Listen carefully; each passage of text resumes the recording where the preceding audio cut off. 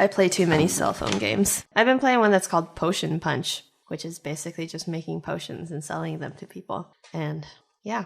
And you went really quiet when you were talking about that. Is it shame? Yeah. Shame. Just selling my potions. What kind of potions? It sounds relevant to our warm-up. Well, it is like kind of like a fantasy-themed game. You're selling it to dwarves and ogres and elves and stuff like that. And so, yeah. Do they have a new Tamagotchi out? There's Neko Atsume. That's, I mean... I bet they have a Well, can the cats Tamagotchi. die if you don't look after them? No. There you go. It's They not probably do Tamagotchi. run away, right? They're like, They just don't F show up this. if you don't Right. feed them.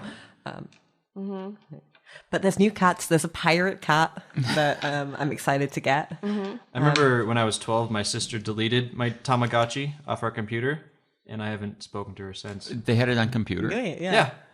Do you guys remember the Tamagotchi song? Sing it for us. I'd rather not. You have to now. No. You mentioned it. Yeah. It's I can't remember it. It goes, I'm your Tamagotchi. Something you will love me. The one from my childhood that's never gotten any remakes was Battle of the Planets, which in Japanese is called Super Science Gatchaman Science Space Ninja Team. I know Gatchaman. But it's never been remade, rebooted, revisited, or made into a movie. It's just the original run of the cartoon. I used to be able to sing the Gatchaman theme song in Japanese karaoke. It's Kure, Kure, Kure, Gatchaman. I may or may not have been able to do that at one time, but I will not confirm or deny it. I will not confirm and deny anything about the outro theme to Monkey Magic either. What is Monkey Magic? That's the 1970s MTV remake version of Journey to the West. Okay, we need to get people to donate to a Kickstarter to get you to sing these themes. When am I getting paid for this? When you sing the entire Tamagotchi song beginning to end on All right, mic. I'm going to have to look it up. Let's make a theme song for the show. That we sing. Yes. We can rap in it.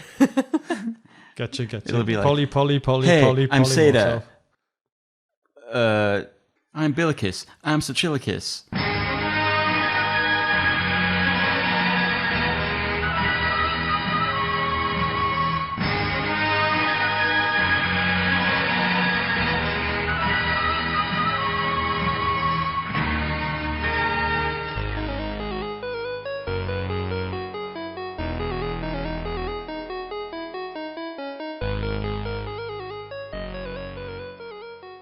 Last time, on Polymorph Self, the party came upon an impressive set of double doors in the dungeons below the Snake Cult's mansion. Billicus was still in gorilla form, so he charged the doors to smash them down. But the spell finished, and as Billicus, a slender, unarmoured elf, he bounced off the wood and knocked himself out. Garrick stepped over him and found the doors to be unlocked, just with a really stiff handle. This was high fantasy adventure at its finest. Next, they descended to the lower levels, a partially excavated cave system. Surprisingly, hidden among the rough passages was a fully furnished study. Within, they found the true story of Hanna Hallswift and her tragic demise. After checking the margins of the study's books for dicks, the party decided to sleep, with the UNT abomination surely no more than one room away. I'll take the second one then, I guess. I'll take third. I'll sleep in. Okay, let me just write that down. So, Hjani first. Who was second again? Sorry? Me, Seyda. Yeah. And then... Me, Garrick. I'm going third. And Billicus fourth. Now, Manto is a sort of, empathetically linked, intelligent, magical wolf companion of yours, Billicus. Would you like Manto to take a watch? Why can't he just take a watch with me? Oh, so he's going to be on your watch? Yes, we're going to... Okay, not by himself. Right. Okay, fine. Just, he could do. Then you'd all get more sleep. No. Okay.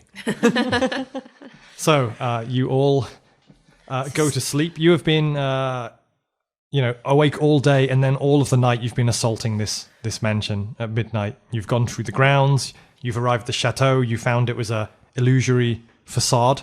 Then you found the real entrance around the back. You went in. You had a huge, draining physical battle, and then you've explored the underlevel. So you are absolutely knackered, and you all just fall asleep on the couches in this strange underground study of Mr. Narges. And they are absolutely coming back to the study within 8 hours of being in the room down the hall, as detected by Garrick earlier. So what I'm going to do is flip the D4 and just look at my order here, and the number is on whose watch do they come barging in, essentially. If I roll a 4 and it's in the final watch, I will rule that spellcasters can have all their spells back already by that point. I do not know what I've been casting.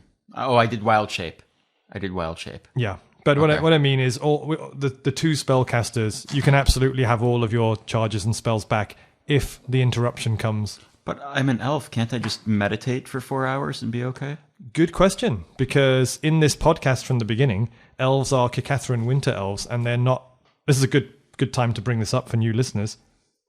We totally don't follow most of the rules for elves in version 3.5 that we play. Kikatharan winter elves are as tall as humans. They live up to twice as long as humans, as opposed to 5 times longer, and they do sleep.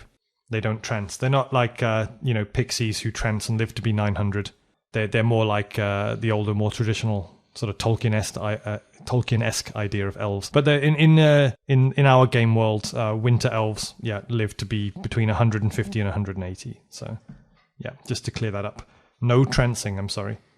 Okay, let's have Seyda flip the dice. Actually, Okay, right out I in the just open. want to ask Now. about my rage as well, because I get 2 per day now. Will I get 2 back, or will I just have... If the interruption It's comes 4. during the 4th Okay. watch, anything else you were interrupted. How many Wild Shape do I have? Is it 1 or is it 2? I At think what it's level 1 are per you? day. I'm level 5. I'm pretty sure it's more than 1 by now. You have the player's handbook there. So let's just check that now. It's 1 a day. It's 1 a day Yeah, still. Level Okay. 6 is 2. Flip that dice, Seyda. Okay, let's go. Onto some wooden table. Let's roll.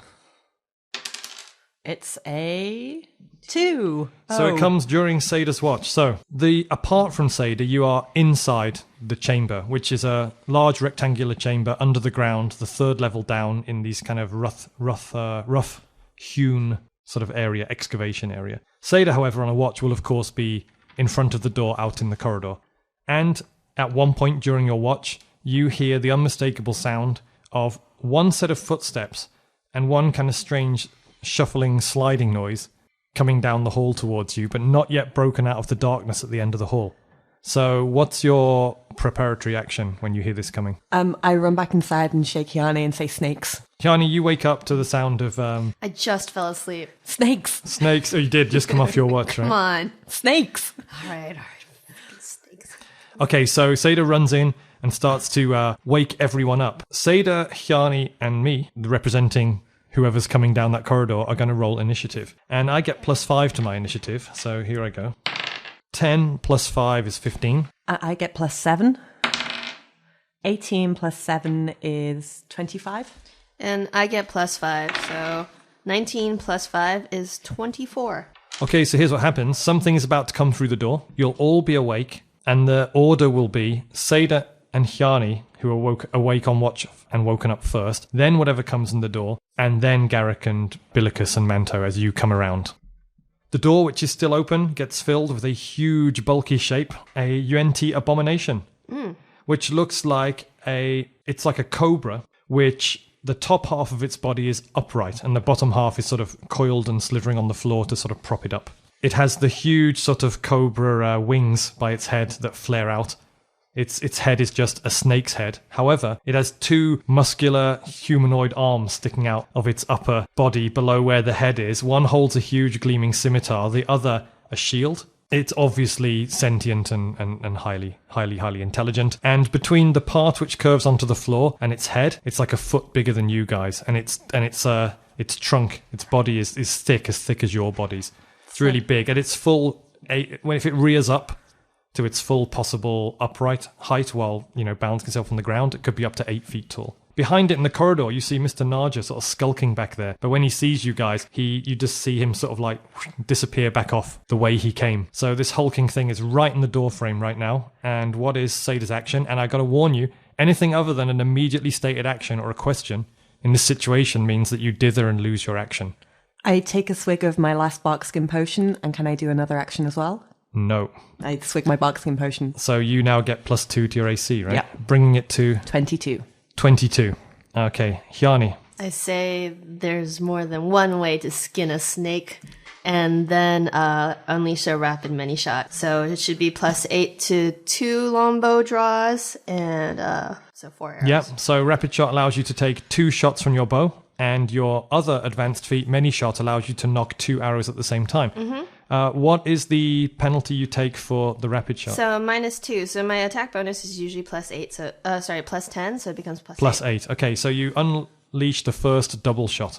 All right. So the first one is a 14 +8. That's And I a 22. did not state his armor class because I'm an idiot. The armor class is 22. Is it really? It is 22. So I just I made it. Yeah, because and to clarify again, when the players attack or try a roll for success, equal to or above is success. Okay, that's a pretty high. Okay, but anyways, so I'll unleash my second, and that is a 17 +8, which is 25. So all 4 arrows stick in. And just to clarify for this, this is a challenge rating 7 monster, like a level 7 character, who is a challenge for a party of level 7 characters.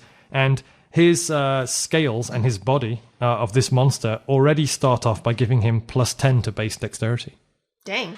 So, but all 4 of your arrows penetrate that because of your longbow power. Nice. So it's a 1d8 +1 Per arrow. Per arrow. So first arrow is a 3 +1, that's 4. Second arrow is a 3 +1, that's another 4, so 8. Third arrow is a 1 +1, that's 2, 10. And then, yes. Fourth arrow is an 8 +1, which is 9, so 19 in total.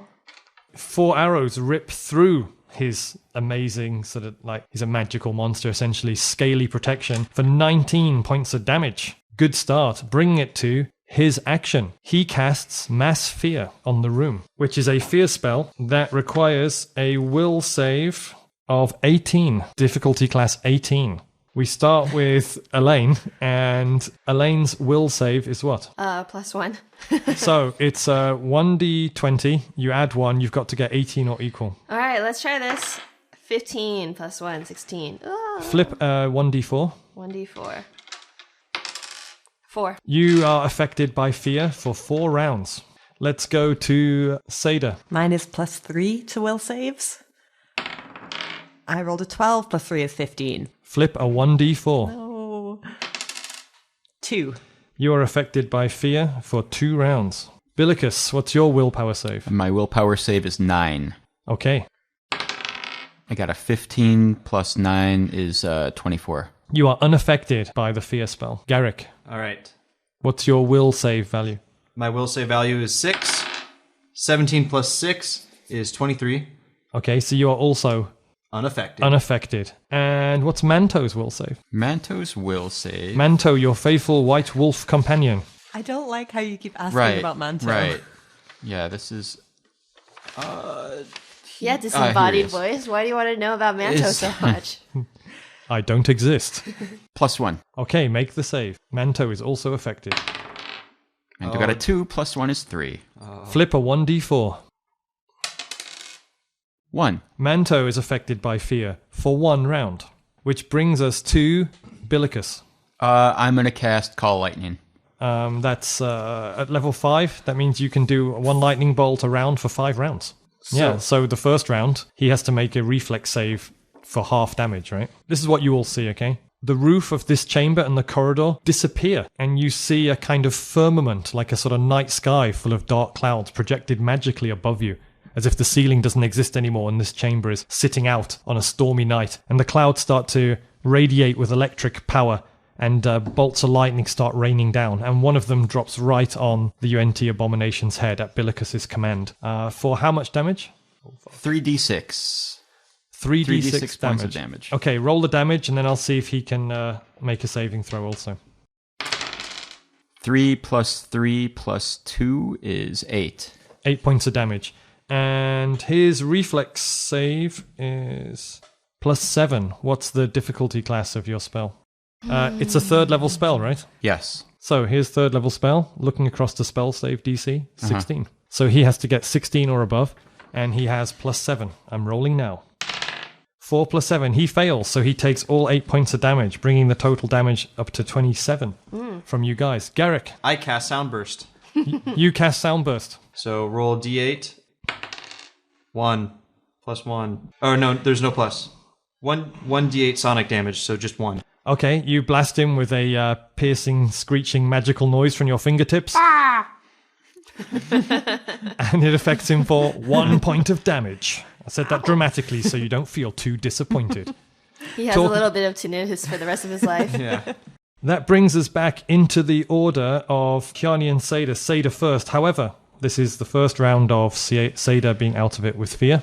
And it's really scary, and the ceiling's disappeared, and now there's lightning, and I really don't like snakes, and I hope Manto's going to be okay. And Manto misses an action too, and then Hjani misses an action too, Yep. from fear. Yep. I see my mother suddenly appear from the doorway and say, "That third shot you got off, it only did 1 point of damage. Did I really send you to after-school archery class for you to only deal 1 point of damage?" Too real. Sorry, Mom. Manto is having flashbacks from when he got booped. That's right. It's going to be in his dreams for a long time to come. Bring us back to the UNT Abomination, who descends upon the scared Seyda, who would be technically nearest, right? I guess so. Yeah, and he's going to use the first of his 2 scimitar attacks. Oh, no. Which is scimitar plus 13. Oh, no. Since he has a base attack bonus of plus 9 to start. The scimitar, like with scimitars, do critical on 18, 19, or 20. And it's 1d8 plus 4. What's your AC? 22. You cower in fear as he mercilessly hacks at you with his huge scimitar. 22, you said? Yeah, I'm glad I took that potion. Scimitar plus 13. 4 plus 13 is 15. You cower, he hits you, but it does not strike through and hurt you because you have his skin magically protected as bark.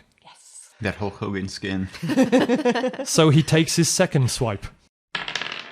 13 plus 13 is 26. No. The second one, however, does hit for 1d8 plus 4 damage. 7 plus 4 is 11 points of damage. Jeez. You guys onlook as the sort of raised up armed, like literally with 2 arms, cobra slithers in. Seyda cowers, paralyzed by magical fear, and he just smacks her twice with his scimitar, drawing blood. I picture these guys as wearing like vests with like this, like, you know, like just kind of ripped over here, like jean vests. Pretty buff snake. Right. It's funny you should say that, because it's wearing a vest. Nice. Is But it not, a jean? not, it's not denim, unfortunately. Right. But it's wearing a vest, yeah. With, you know, to show off its muscular arms, of course. That was both of its attacks. Bring us now in the order to Garrick. That hacking probably doesn't help your anxiety, No. does it? I'm quite As worried stated now. before, any dithering and you lose your action. Shoot. State your action now, clearly. I jump up from the couch and I bring my mace down upon its cranium. Its armor class is 22. I have heavy mace attack bonus plus 9. 14 plus 9 is 23. You smash it with your heavy mace. 1d8 plus 6. 7 plus 6 is 13. 13, bringing the total damage up to 42 points. It still stands strong and tall, and you cannot detect, you know, how far through. I'm not going to say the hit points yet. We're going to keep the suspense and dread going for a little longer. But good job, Garrick. You heroically get between the abomination and Seyda and bravely smash it with your mace, allowing Seyda actually to get out of its range for her other fear rounds. Oh, nice. Bringing us also now to Billicus. I continue to concentrate and cast Call Lightning. Your concentration is not broken. It has not reached you or done anything to distract you. So another lightning bolt crashes down on its head for 3d6 damage. 6, 2, and a 1, so 9. It was a 16 difficulty It class was, save. yes. And again, for the listeners, it's a reflex save for half damage if you succeed against lightning bolts. So its reflex save is plus 7. I rolled a 6 plus 7 is 13, so it fails. So it takes how many damage? 9. 9. Bring it to 51 points of damage. Is So, Matt- so again, a magical bolt of lightning sort of appears from this weirdly, like the top of the chamber's missing. It looks like there's a night sky up there. And the second bolt of lightning crashes down onto its head. Manto is no longer afraid, but keep in mind that an attack puts it in range for retaliation later. Keep doing this. Doing what? Cheeky.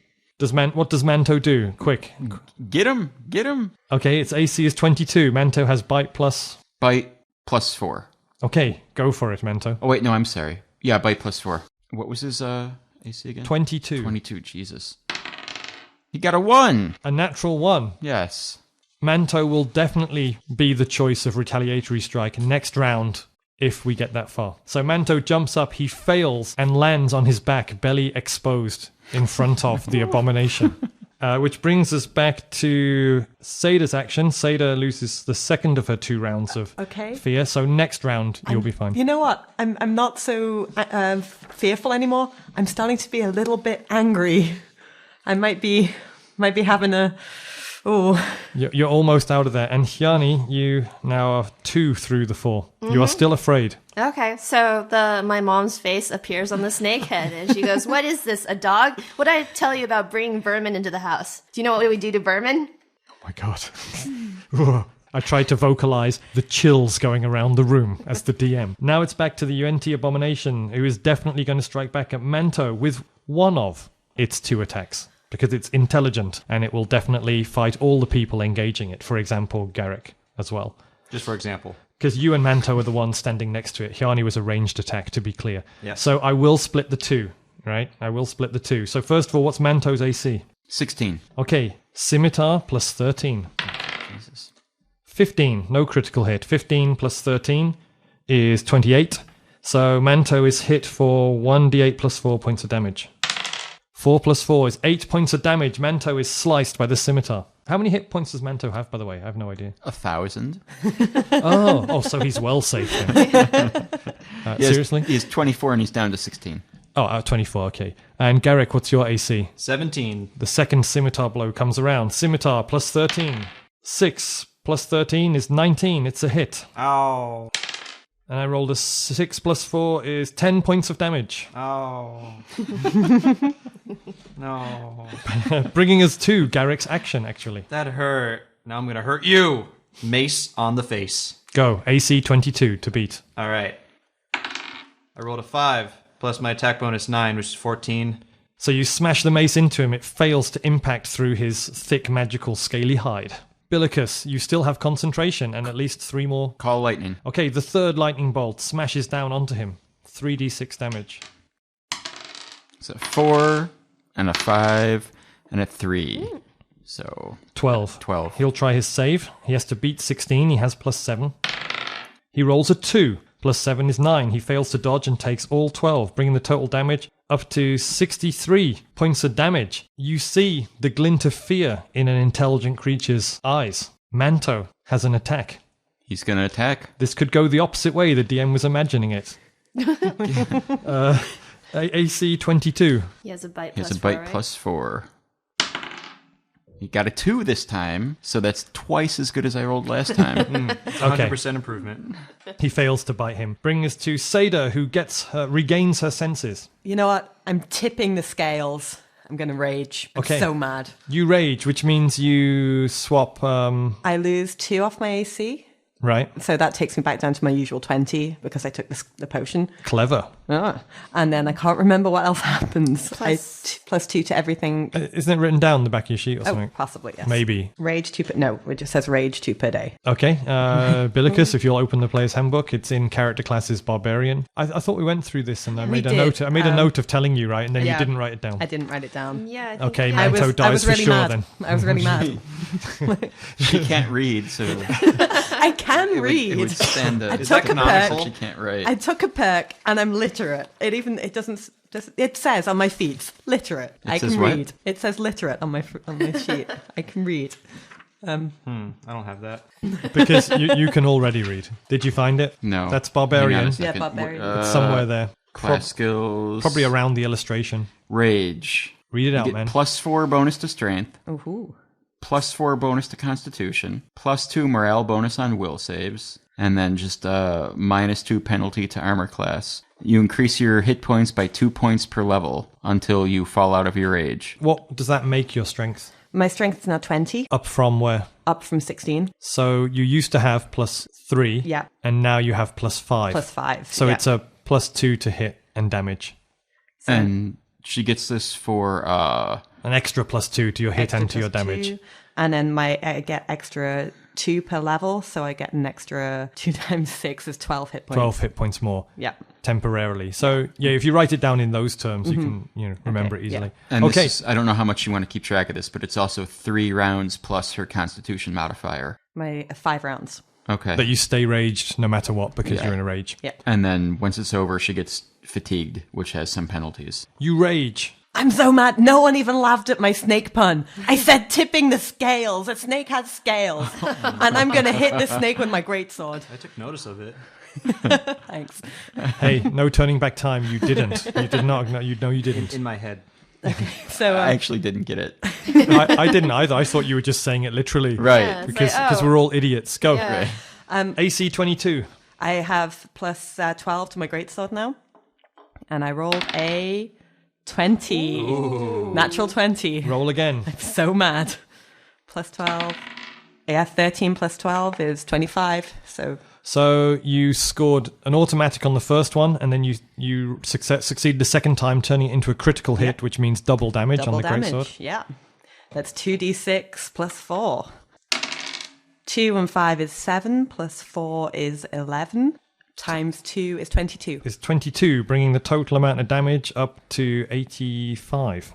People have been cut and injured. People are magically afraid. Manto has tried to bite, rolled off on its back and taken a hit and is bleeding. The abomination's in the room. Seyda comes out of her fear. She flies into a rage, takes a greatsword, charges, skewers it right through the body of the abomination, right through its chest area and out the other side, paralyzing and immobilizing it, and then grabs both its arms, screams, rotates her wrist down and rips both the arms out of its sockets, lets out a huge roar, and the thing just collapses lifeless to the floor, twitching and bleeding out of its shoulder sockets. Snakes don't even have arms, you idiot.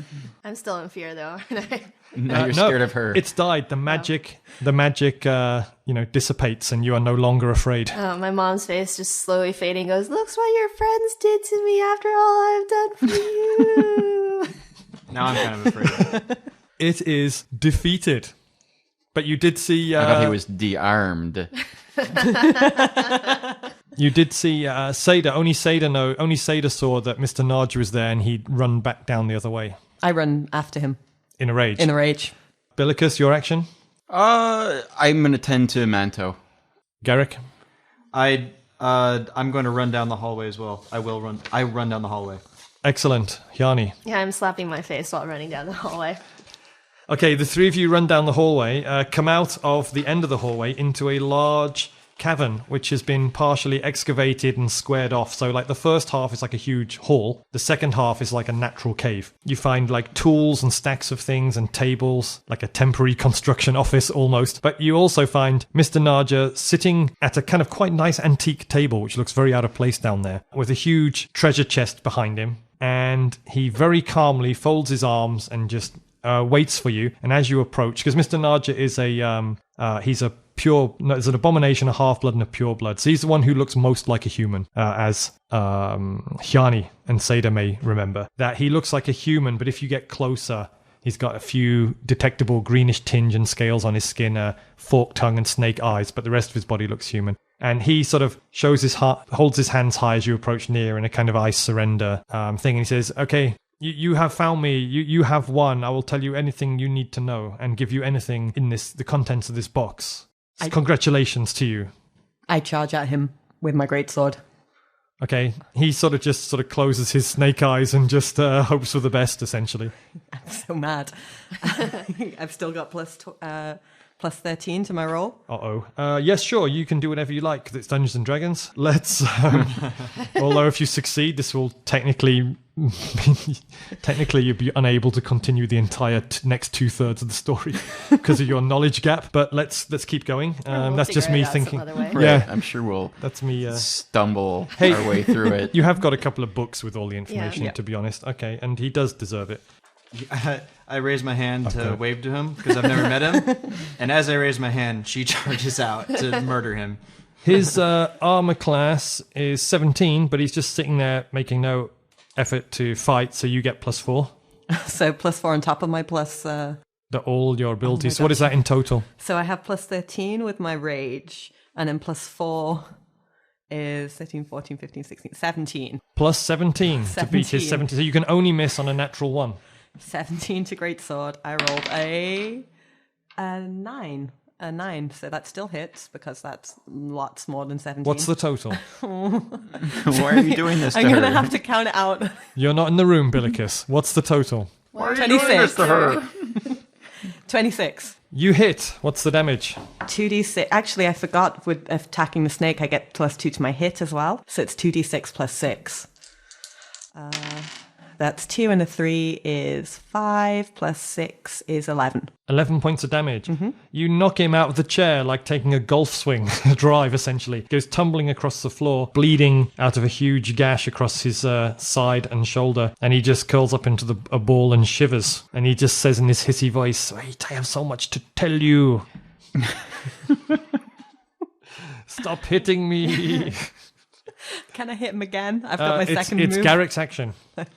I run over there and I say, "Talk." Okay, you're not doing anything to prevent Seyda though, right? No. Now, you haven't been on the team that long, and I can tell. Okay, he goes, "I am talking."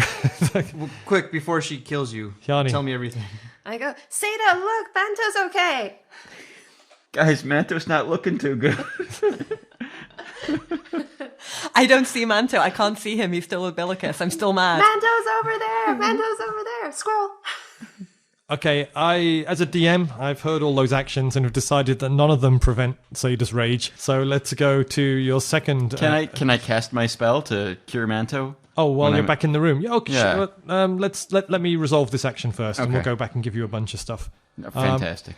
Yep, Seyda. Does this count as my second, or is this a new attack? This is a new attack, so you get your I plus get 17 plus again. 17 again. He curls up in a ball. No. Snakes.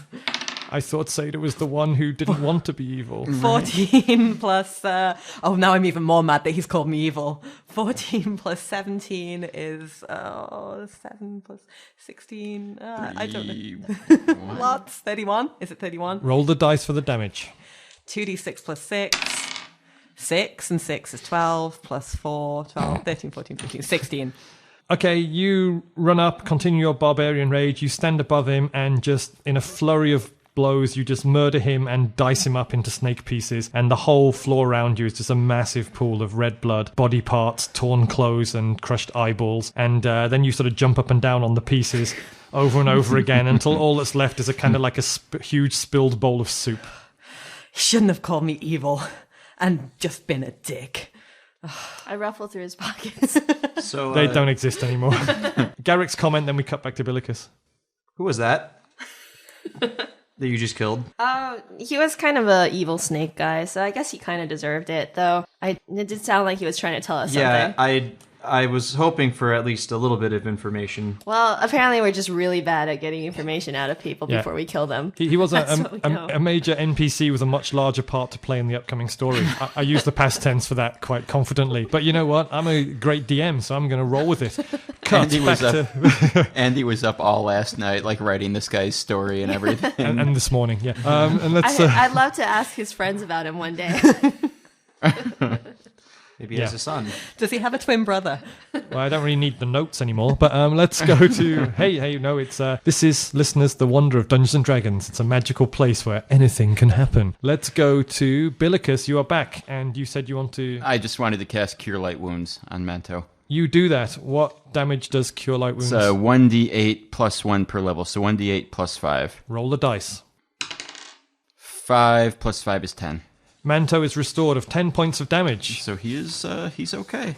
Yeah, his wounds disappear as if they never existed, and he looks up at you admiringly and starts licking your hand. I light a joint. Okay, meanwhile, back in the hall. The hall / half-excavated natural cavern deep under the ground. I'm still a bit mad. I've got one more round of being mad. Okay, so what do Garrick and Hjani talk about while they are waiting for Seyda to stop jumping up and down on the pieces? I'm tipping over that antique desk. I hate desks. I'm breaking off all of the legs. Let's slowly back away because it feels like she's still got some barbarian juice in her, and I don't want to get any of that on me. I probably should have thought of something better to say. Oh well. Are there things to rifle through? There is the large antique box. Oh, okay. Not the desk that she's currently destroying, is it? That's in pieces right now. Okay, so I guess I'll take a look through this box. I just kind of sidestep around Seyda while she's beating up that desk. I've got one table leg and I'm just bashing it against a wall. You're also doing things like looking for every last bit. Like you find a big toe, so then you just start jumping up and down on that too until it's also mushed. That's kind of like what you're up to. Hjani, it is a large, stereotypical looking treasure chest. However, it's like really big. Like it comes up to your waist. And it's several feet long and several feet deep. Like a huge sea chest. But it's banded with metal and rivets. And it's got a huge, stereotypical one keyhole lock right on the front of it. Yeah, so I motion for Garrick to come over, and I'm like, hey, Garrick, just give the barbarian wide berth for a second, and No, I can lockpick this. I smash it with my mace. well, okay. I was gonna say, do you want to trap the sense a little bit first, but that's okay. Roll 1d4. 1d4. 4. It seems this chest is protected by some kind of magic, and as you smash your mace into it, you get 4 points of damage going through your body as basically shockwaves and the vibrations go up your arms, into your chest, and through your head, and you end up sprawled on your ass on the floor, Ow, having bad been ideas. rebounded. You know, it's my fault. Once again, I said it wrong. I should have been like, Garrick, please come over to trap sense this box. Oh, yeah. Seems like everyone's got anger management issues right now. I waltz into the room with a joint sticking out of my mouth. Okay, the calming influence walks in. You smell the sweet smell of Kikathran herbs, and that you recognize as Billicus' smell. And this actually calms down Seyda, who latches on to something familiar from her life and gets out of her rage. The fuck is going on in here? The fuck happened in here? The fuck did you guys do? I didn't do nothing. It's like just slow down with my bashing. It's starting to. I'm starting to tire, and You are fatigued. oh, guys. Yeah, well, I guess we're not questioning Narja. Who amongst us can lockpick a magical lock? Did we check if it's locked? I try and open up the chest. Yeah, so you walk over to where the chest is, and you try to open it, and the lock is firmly activated, and you get magical tingling when you touch it. Ooh. The box in general. Guys, can you step out of the room for a second? You may have spells, ability. Don't forget, everyone can do every skill. You just might not have bonuses. Oh, that is unless there is a way on the character sheet. So some skills can't be done unless it's your class skill. Right? I'm They pretty have sure open lock is the one ones of them. with black boxes can or Yeah, can't. you right? can. Can, right? Yeah. Open lock. Is one Oh, of them. interesting. Okay. I'm feeling a little bit sheepish right now. You're fatigued gonna- and confused. Fatigued, confused, and sheepish. I search around the box, see if there's any way to open it. Garrick, what's your action? I stand up. Hjani. I That's once half an action because he's so short, so he does it really quickly. I poke around the ruins of Narja to see if there's like a key there, or like at least something that looks like it used to be a key there. You do find a ring. Seyda, I sit down on the floor and have a little breathe. you notice that you're covered in pulp of some description. Billicus, searching all around, you are pretty sure that the lock is cosmetic, and it appears to, the chest is sealed by some magical means. Okay. I think that's pertinent information. That is. I'm just trying to figure out. I'm a little slow because, this is starting to hit me. So Yeah, you're I've really got to process this. You're really getting a buzz right now. You're working up a good high.